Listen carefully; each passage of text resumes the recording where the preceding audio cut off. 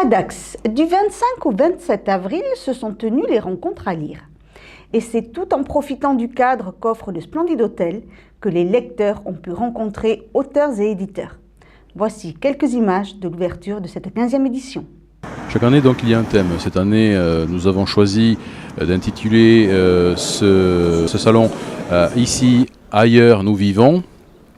Il s'agit tout simplement de construire une programmation autour d'un thème suffisamment large et fédérateur pour pouvoir associer plusieurs auteurs différents, plusieurs projets littéraires, éditoriaux. Et on essaie de faire quelque chose qui soit accueillant, qui soit chaleureux pour tous les publics. Déjà que les gens puissent s'asseoir, feuilleter un livre, que les enfants puissent jouer, que les plus grands fassent une petite pause. Voilà, le livre, je le dis tout le temps, je ne dis rien d'exceptionnel, mais le livre, c'est du plaisir.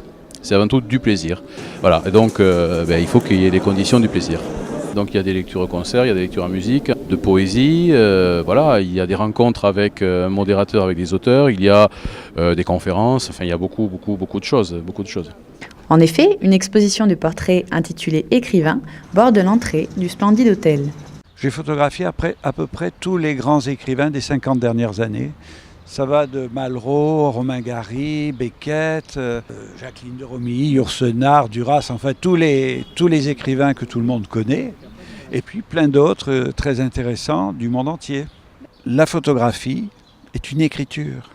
J'ai certains écrivains que j'ai photographiés quand ils avaient 25 ans pour leur premier livre. Et puis quand on les voit 30 ans après, leur visage est encore plus intéressant.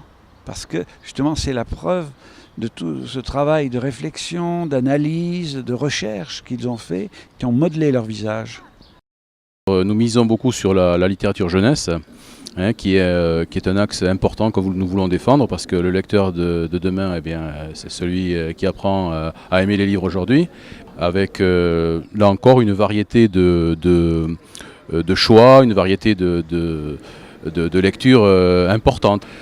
Disons que nous axons beaucoup, j'y veille particulièrement à avoir une littérature générale, on va dire, de qualité, avec des auteurs confirmés, des éditeurs sérieux, des éditeurs qui font un vrai travail éditorial. Bon, voilà.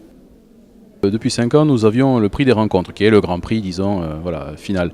Pour impliquer davantage les lecteurs, on a inventé cette année un prix du public, et le choix du public comptait pour une voix au sein du jury général du prix des rencontres. Voilà, c'est une façon d'associer le lecteur anonyme, lambda, au prix.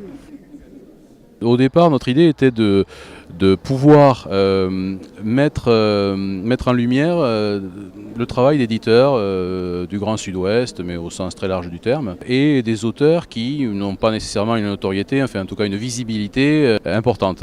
Voilà, nous voulons défendre la littérature, le texte, et ça passait par un prix. Depuis, ça s'est étoffé, puisque le jury s'est lui-même singulièrement renforcé. Les auteurs en lice sont chaque année différents, évidemment, et ajoutent de la qualité à la qualité. C'est un moment que je veux important. Voilà, c'est un petit moment un petit peu comme ça, solennel, mais bon, sympathique en même temps, pendant le salon. Après une délibération difficile pour départager les 4 ouvrages en liste, c'est Devenir carveur de Rodolphe Bary qui remporte le prix des rencontres à lire.